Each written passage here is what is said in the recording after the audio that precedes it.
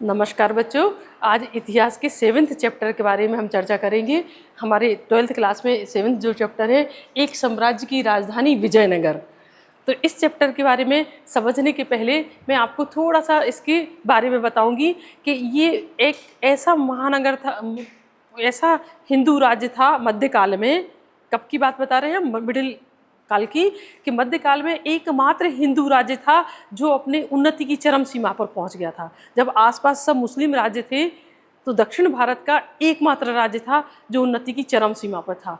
तो इस राज्य को किसने नष्ट किया और कैसे ये बिल्कुल जलकर खाक हो गया या नष्ट हो गया, इसकी सुंदरता को देखने विदेशी लोग आते थे, इसका गौरव कहाँ कैसे नष्ट हुआ, इस सब के बारे में आज हम तो लगभग 14वीं से 16वीं सदी तक ये राज्य अपनी उन्नति के शिखर पर था। तो इस विजयनगर साम्राज्य के बारे में कि विजयनगर साम्राज्य की स्थापना किसने की थी? 1336 में हरिहर और बुक्का, ये थोड़ा रॉन्ग छपा है, इसको सही कर लेना। बुक्का, हरिहर और बुक्का ये दो भाई थे। 1336 में विजयनगर साम्राज्य की स्थापना इन दोनों भाइयों ने की थी। ये एक नंबर में आता भी है, तो इसको ध्यान में रखना। ये क्वेश्चन पूछा जाता है कि विजयनगर साम्राज्य की स्थापना किसने की थी, तो हरिहर और बुक्का। अगर सन भी याद ना रहे तो दोनों भाइयों के नाम याद रखना कि हरिहर और बुक्का इन दोनों भाइयों ने की थी। विजयनगर का प्राचीन नाम क्या था? हम्फी।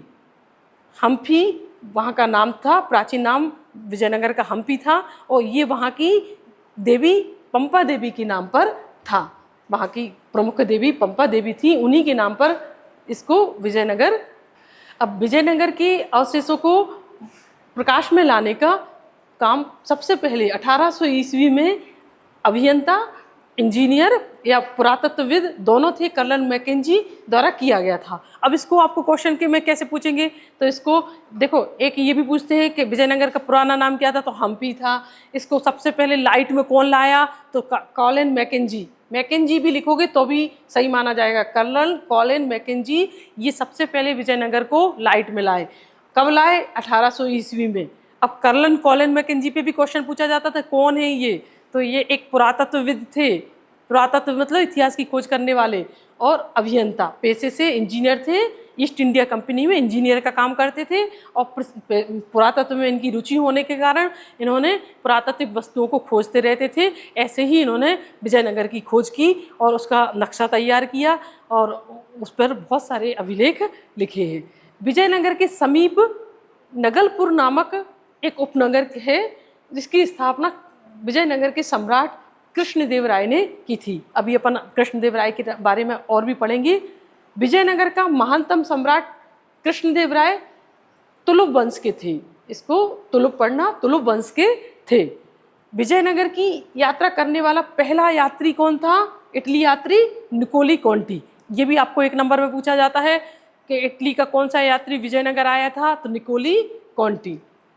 विजयनगर की शासन की विशेषताएं कि विजयनगर का शासन कैसा था, तो दक्षिण भारत का ये एकमात्र हिंदू राज्य था।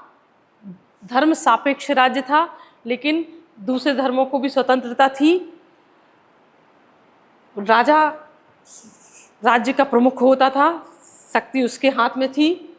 सत्ता का सर्वेसर्वा राजा होता था, लेकिन सर्वेसर्वा होने के बाद भी अत्याचारी नहीं थे, निरंकुश नहीं थे। राजा को परामर्श देने के लिए मंत्री परिषद होती थी। मंत्री परिषद की परामर्श पर ही राजा कार्य करते थे। और विजयनगर अनेक प्रांतों में बटा हुआ था, कई प्रांतों में बटा था। और जिन प्रांतों में कौन होता था?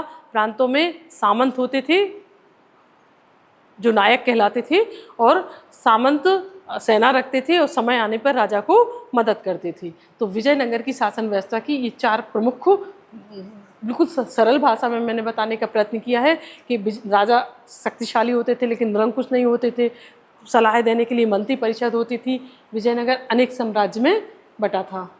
अब हम आपको विजयनगर की न्यायंकर व्यवस्था और अयंगर व्यवस्था दोनों समझाएंगे। इन पर भी 2-2, 3-3 नंबर के क्वेश्चन आते हैं कि न्यायंकर किसको कहते थे, ऐसे करके पूछ लिया जाता है। तो विजयनगर में न्यायंकर कौन कहलाते थे? सेना नायक। सेना नायकों को नायक कहा जाता था।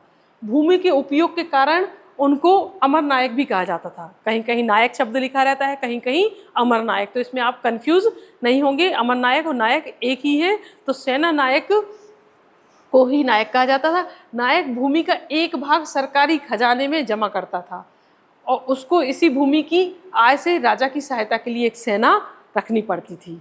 मतलब राजा के द्वारा जो भूमि नायकों को मिलती थी उससे वो अपना खर्च चलाते थे, अस्त्र शस्त्र रखते थे और साथ साथ एक भाग खजाने में कर के रूप में जमा भी करते थे। सेना का खर्च भी उसी से निकालते थे। तो ये नयंकर व्यवस्था ही विजयनगर की ताकत थी, क्योंकि राजा इन्हीं सेना नायकों पर निर्भर रहता था। राजा की अपनी स्वयं की स्थायी सेना नहीं होती थी। राजा भूमि को बांट देता था और ये नायक जो होते थे समय आने पर ये राजा को सेना उपलब्ध कराते थे। तो नयंकर व्यवस्था मुझे उम्मीद है आपको समझ में आ गई होगी। अगर ज़्यादा नहीं लिख पाओ तो बस इतना याद रखना, अमर नायक और नायक एक ही शब्द है। और कौन होते थे? ये सेना नायक होते थे, सेनापति होते थे। और ये भूमि राजा उनको जो देता था उसका उपयोग करते थे, उसी से वो अपने खर्चे और सेना का खर्च निकालते थे और राजा को टैक्स देते थे।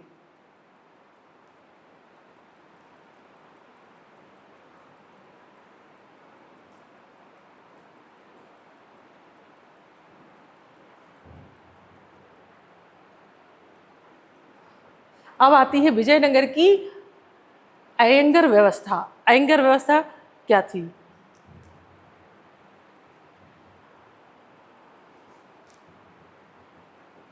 विजयनगर की अयंगर व्यवस्था से आप क्या समझते हो? क्वेश्चन अगर आता है 3 नंबर में, तो प्रत्येक गांव को एक स्वतंत्र इकाई के रूप में संगठित किया जाता था। हर गांव एक स्वतंत्र इकाई थी और इस ग्रामीण शासकीय इकाई पर शासन के लिए 12 व्यक्तियों को नियुक्त किया जाता था। मतलब हर गांव एक इकाई थी और गांव के शासन के लिए 12 व्यक्ति नियुक्त किए जाते थे। ये 12 शासकीय अधिकारियों के समूह को ही अयंगर कहा जाता था। तो बिल्कुल सरल है, आपको उम्मीद है समझ आ गया होगा कि हर गांव को एक स्वतंत्र इकाई मान लिया गया था और गांव की शासन व्यवस्था के लिए 12 व्यक्तियों को नियुक्त किया जाता था। ये शासकीय अधिकारी होते थे। इन्हीं शासकीय अधिकारियों को अयंगर कहते थे। अब इनका काम क्या था? अपने क्षेत्र में शांति और व्यवस्था को बनाए रखना इनकी जिम्मेदारी थी। तो 2 नंबर या 3 नंबर में आता है तो आप अयंगर व्यवस्था लिख देंगे। अयंगर किसको कहते हैं, नयंकर किसको कहते हैं? शब्द कठिन है, इस पे मत जाना। नयंकर मतलब सेनापति और अयंगर मतलब जो ग्रामीण व्यवस्था को देखते थे, जो ग्रामीण शासन के अधिकारी होते थे। संख्या में 12 होते थे, हर गांव में 12 अधिकारी होते थे, इनको अयंगर कहते थे।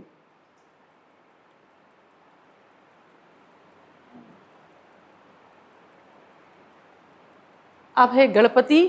तो हाथियों का स्वामी होता था गणपति। उड़ीसा की एक शक्तिशाली शासक वंश का भी यही नाम था। उड़ीसा के जो शासक वंश था उसका नाम भी गणपति था। विजयनगर की प्रचलित लोक परंपराओं में दक्षिण के सुल्तानों को अश्वपति या घोड़ों का स्वामी भी कहा जाता था। तो ये तुम 1 नंबर में अगर आता है तो याद रखना कि अश्वपति या घोड़ों के स्वामी को गणपति कहते थे। उड़ीसा के एक राजा का वंश भी गणपति के नाम से जाना जाता है।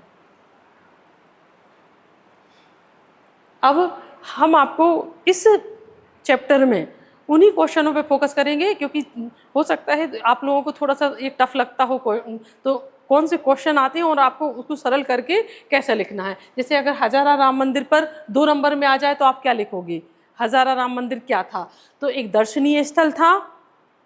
आज वहाँ मूर्तियाँ तो नहीं है हजारा राम मंदिर में, धार्मिक स्थल है, दर्शनीय स्थल है। धार्मिक केंद्र के साथ साथ एक राजकीय केंद्र भी था। धार्मिक केंद्र तो था ही ये और राजकीय केंद्र भी था। इसका उपयोग राजा और उसके परिवार के लोग करते थे। हजारा राम मंदिर का उपयोग राजा और राजा के परिवार वाले करते थे।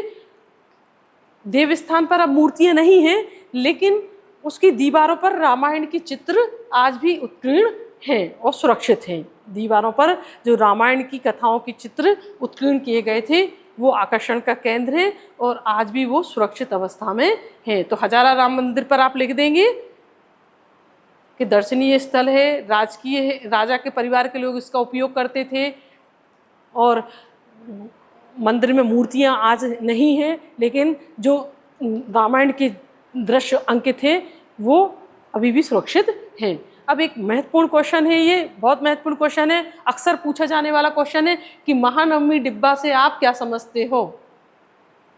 महानवमी डिब्बा से आप क्या समझते हो? तो महानवमी डिब्बा एक विशालकाय मंच था, विजयनगर में एक विशालकाय मंच था जो 1100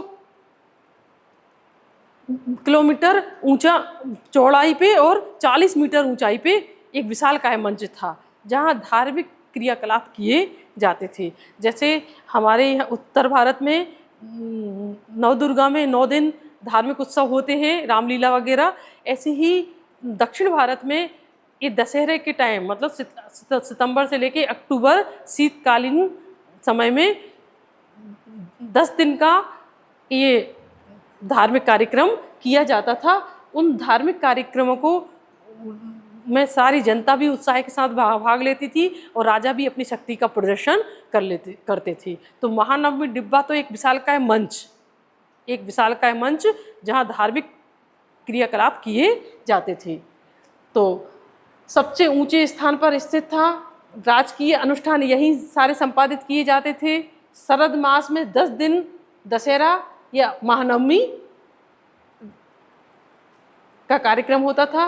राजा इस समय अपनी प्रतिष्ठा और ताकत का प्रदर्शन करते थे। जो राजा लोग होते थे इस अवसर पर ये महानवमी के समय अपनी शक्ति और ताकत का प्रदर्शन करते थे। इस अवसर पर वो मूर्ति पूजा भी करते थे, अश्वों की पूजा भी इस समय की जाती थी, भैंसों और जानवरों की बलि भी दी जाती थी।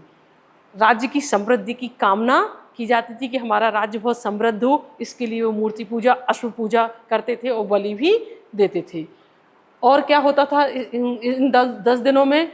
तो नृत्य होते थे, तरह तरह की नृत्य प्रतियोगिताएं होती थी, कुश्ती होती थी, घोड़ों और रथों की दौड़ होती थी, घोड़ों, रथों और हाथियों की शोभा यात्राएं भी निकाली जाती थी। इस अवसर पर रथों घोड़ों की शोभा यात्राएं निकलती थी और जो अंतिम दिन होता था उस दिन राजा अपने नायकों की सेना का निरीक्षण करते थे।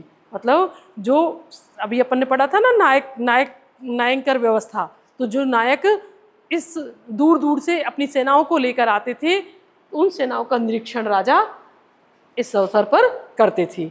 और इस अवसर पर क्या होता था कि जो नायक लोग होते थे वो राजा को भेंट स्वरूप उपहार देते थे, धन के रूप में या हीरे जवाहरात के रूप में। तो उनको देखने के लिए भी भारी संख्या में भीड़ इकट्ठा होती थी। तो इस तरह 10 दिन का कार्यक्रम संपन्न होता था। राजा अपनी ताकत का प्रदर्शन करते थे, शक्ति को दिखाते थे। तो इस तरह महानवमी का उत्सव मनाया जाता था।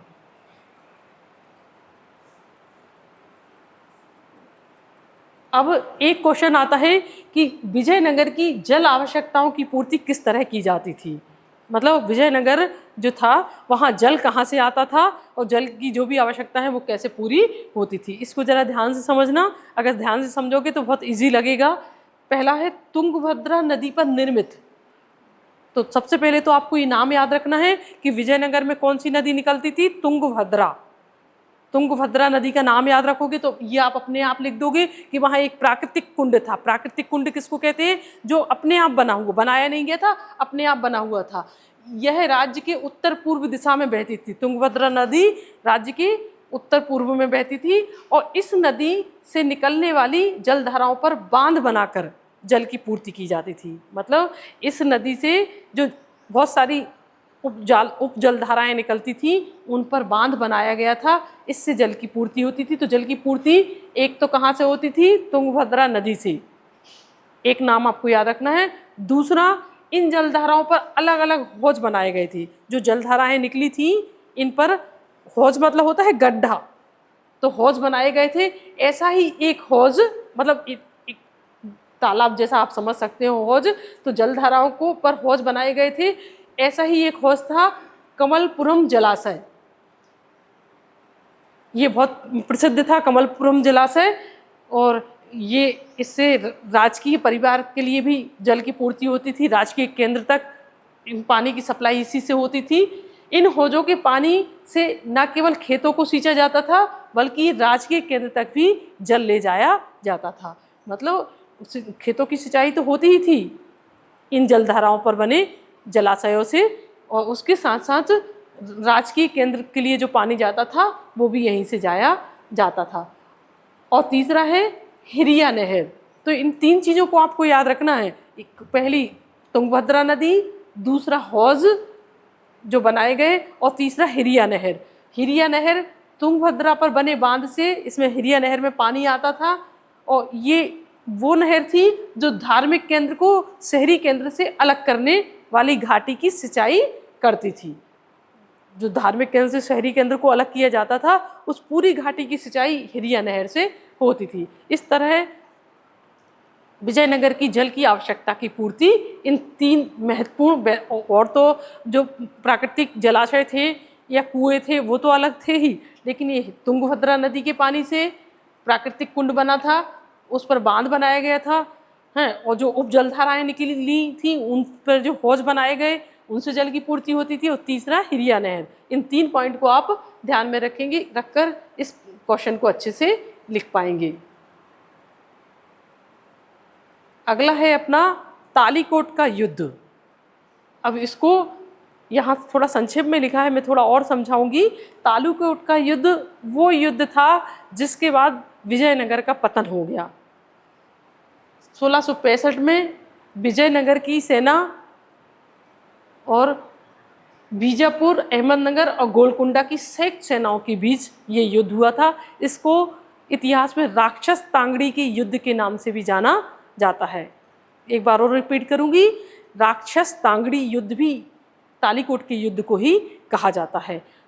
इसमें विजयनगर का नेतृत्व वहाँ के प्रधानमंत्री राम राय ने किया था, और दूसरी तरफ शत्रु सेनाएं बीजापुर, अहमदनगर और गोलकुंडा की तीनों की संयुक्त सेनाएं थी। इनके बीच में यह युद्ध हुआ था।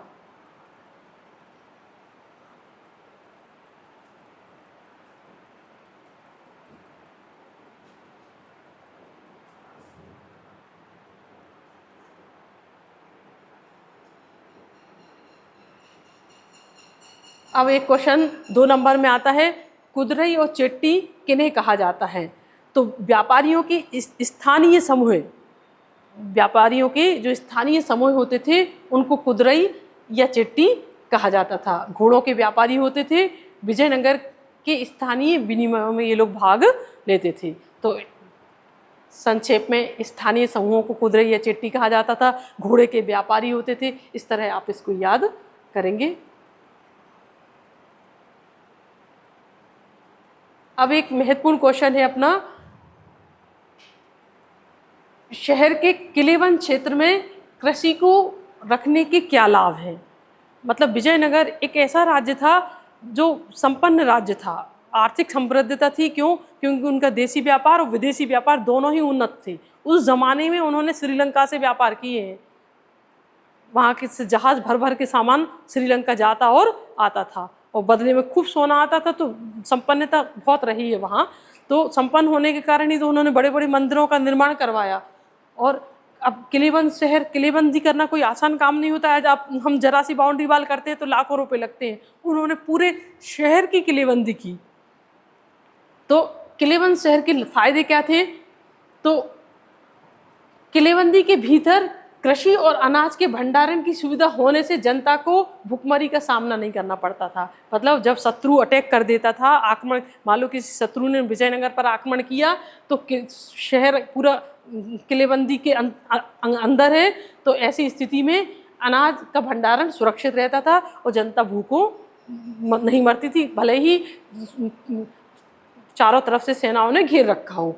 दूसरा, खड़ी फसलें शत्रु द्वारा विनाश किए जाने से बच जाती थी, क्योंकि युद्ध के समय में आप लोगों ने देखा होगा अक्सर ऐसा होता है कि शत्रु की सेना खेतों को कुचलती हुई आगे बढ़ जाती है और फसलें नष्ट हो जाती हैं। लेकिन यहाँ ऐसी स्थिति नहीं आती थी। क्यों? क्योंकि शहर जो खेती योग्य जमीन थी उसको भी किलेबंदी करके अंदर ले लिया था। किलेबंद कृषि क्षेत्र पशुओं से सुरक्षित थे। मतलब खेतों को जानवर भी नहीं खा पाते थे। क्यों? क्योंकि वो बाउंड्री वाल होने के कारण जंगली जानवर उनको कोई नुकसान नहीं पहुंचाते थे। तो ये भी फायदा था। किलेबंद क्षेत्र में जल पहुंचने से सिंचाई करना आसान हो जाता था। जल की इतनी उत्तम व्यवस्था थी कि सिंचाई की कोई दिक्कत नहीं होती थी। और आक्रमण की स्थिति में खाद्य सामग्री से वंचित कर शत्रु आत्मसमर्पण कर दे, ऐसी स्थिति से बचा जा सकता था। एक और फायदा क्या था कि जब आक्रमणकारी आक्रमण करता था तो शत्रु सेनाओं का डर नहीं रहता था कि वो हमारी रसद बंद कर देंगी। क्यों? क्योंकि रसद तो किलेबंदी के अंदर ही सुरक्षित अन्न के भंडार बड़े बड़े बना रखे थे, जहाँ भारी संख्या में अन्न को इकट्ठा करके रखा जाता था। तो शत्रु सेना खाद्य सामग्री से वंचित कर देगी, ऐसी स्थिति भी उत्पन्न नहीं होती थी। तो किलेबंद शहर होने से ये फायदे थे और कुछ नुकसान भी थे। तो नुकसान भी मैं आपको 2-3 यहाँ बता दे रही हूँ कि नुकसान क्या थे। किलेबंद शहर को पूरे किलेबंदी की थी। इससे सबसे बड़ा नुकसान तो ये था कि अपार धनराशि इसमें खर्च हुई थी और वो धनराशि टैक्सों के द्वारा जनता से ही वसूल की गई थी। मतलब किले बड़ी बड़ी बाउंड्री बनाने के लिए जो धन खर्च हुआ था वो जनता से टैक्सों के द्वारा लिया गया था, तो अपार धनराशि खर्च हुई। दूसरा, किसानों को खेती करने में थोड़ी अड़चनें आती थी, एक नुकसान ये भी था। और तीसरा नुकसान ये था कि अगर किसानों को खाद, बीज या उपकरण शहर से बाहर से लाने हैं तो उनको मुश्किलें आती थी। तो ये 3 नुकसान थे किलेबंद शहर होने से किसानों को। अब हम थोड़ा सा कृष्णदेवराय के बारे में आपको बताएंगे कि कृष्णदेवराय विजयनगर के सबसे महान सम्राट थे। महानतम सम्राटों में इनको गिना जाता है। तुलुप वंश से थे। कौन से वंश से थे? तुलुप वंश से। 1529 में उनकी मृत्यु से पहले, 1529 में उनकी मृत्यु हुई, उनसे पहले जब तक वो जीवित रहे उन्होंने विजयनगर सम्राट को उन्नति के चरम शिखर पर पहुंचा दिया था। उन्होंने अपने शत्रुओं का नाश किया। क्या क्या काम किए थे? तो उन्होंने विजयनगर के ऐश्वर्य और शक्ति को चरम सीमा पर पहुंचा दिया था। कृष्णदेवराय ने विद्रोही सामंतों का दमन किया। जो भी सामंत राज्य के खिलाफ चले जाते थे, धोखा देते थे, ऐसे सामंतों का उन्होंने दमन किया। पड़ोसी राज्य बीदर, बीजापुर, बहमनी को शिकस्त दी। इन तीनों को हराया। जो अपने आसपास के राज्य थे इन तीनों को हराया, बीदर, बीजापुर और बहमनी को। वारंगल और उड़ीसा को जीता। वारंगल और उड़ीसा पर जीत प्राप्त की। इस तरह अपने साम्राज्य का उन्होंने विस्तार किया। इन सैनिक कार्रवाइयों से विजयनगर राज्य की शक्ति भी बढ़ी और प्रतिष्ठा भी चरमोत्कर्ष पर पहुंच गई।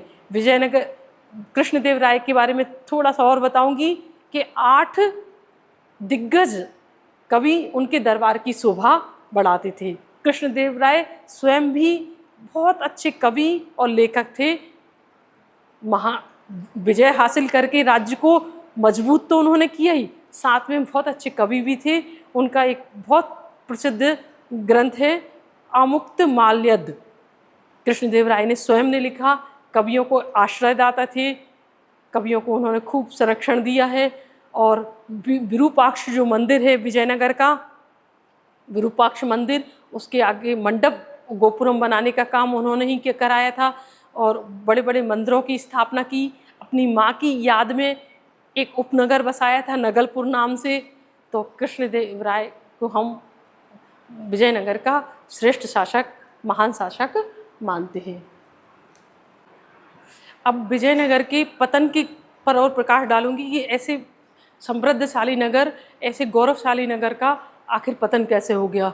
तो विजयनगर के पतन का प्रमुख कारण तालीकोट का युद्ध था जो 1565 में हुआ था। तालीकोट की युद्ध 1565 में हुआ था। उसका नेतृत्व राम राय ने किया था। क्यों हुआ था तालीकोट का युद्ध, इसका थोड़ा कारण मैं बताना चाहूँगी। 2-3 कारण और भी हैं। एक कारण इसमें यह है कि पड़ोसी राज्यों ने अपनी एक संयुक्त सेना बना ली थी, बीजापुर, अहमदनगर और गोलकुंडा ने, और इन्होंने मिलकर विजयनगर पर आक्रमण कर दिया। विजयनगर उसका सामना नहीं कर पाया और उसका ख़त्म हो गया। विजयनगर को उन्होंने खूब लूटा। जब विजयनगर हार गया तो विजयनगर की खूब लूट की, खूब आगजनी की और पूरी धन संपदा वैभव को ख़त्म कर दिया।